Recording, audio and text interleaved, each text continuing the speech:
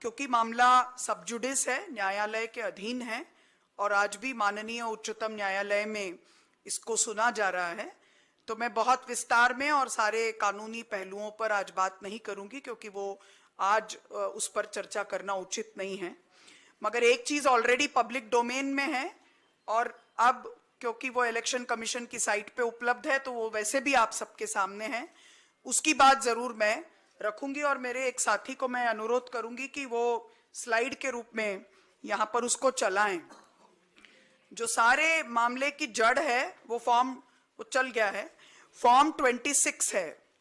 ये कहा गया कि मेरे द्वारा फॉर्म 26 में बात को दर्ज नहीं किया गया और तथ्य को छुपाया गया। अब उसके जो सवाल हैं वो आपके सामने हैं।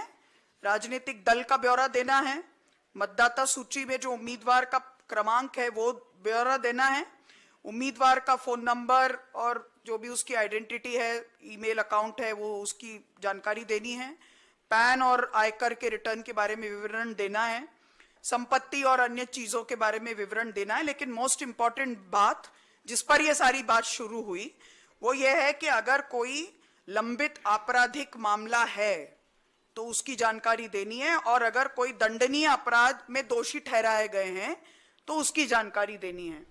जाहिर है कि इन सब चीजों पर मैंने लिखा कि ये मुझ पर लागू नहीं है क्योंकि मुझ पर एक लीगल नोटिस है।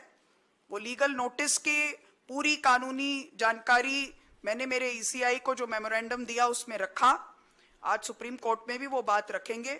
मात्र एक लीगल नोटिस है जिसका अब तक अदालत ने संज्ञान तक नहीं लिया, कॉग्निसेंस तक नहीं लिया, वो मैटर है। तो अब इसको दर्ज करने के लिए कॉलम कहां था ये क्लैरिटी होनी चाहिए। फॉर्म 26 में ऐसा कोई कॉलम नहीं है जिसमें लिखा जाए कि रैंडम कोई प्राइवेट कंप्लेंट के भी बारे में सूचना दीजिए। अगर वो ऐसा कोई कॉलम होता तो हम ये सूचना जरूर देते। इतना ही मैं अपनी ओर से कहूंगी क्योंकि ये दोनों ही मामले, लीगल नोटिस और आज जो सुप्रीम कोर्ट में सुनवाई है, वो ये सब मामले वहां आज सुने जाएंगे। तो इस पर इसके अलावा और कुछ बोलना मेरे लिए आज वो ठीक नहीं होगा। वो सुप्रीम कोर्ट की जो गरिमा है उसके भी साथ ठीक नहीं होगा। मगर ये डॉक्यूमेंट क्योंकि पब्लिक डोमेन में है, मेरा एफिडेविट पब्लिक डोमेन में आप सबके पास ऑलरेडी होगा, इसलिए मैंने अपनी ओर से ये बात आपके समक्ष रखी ताकि ये किसी प्रकार की डिस्क्रिपेंसी ना हो कि फॉर्म में कोई कमी रह गई थी या कोई जानकारी छुपाई गई थी। कोई भी जानकारी छुपाई नहीं गई जो कि मांगी गई। जो भी जानकारियां मांगी गई वो सारी जानकारियां फॉर्म 26 के तहत दी गई। मैं इतना ही अपनी ओर से कहूंगी।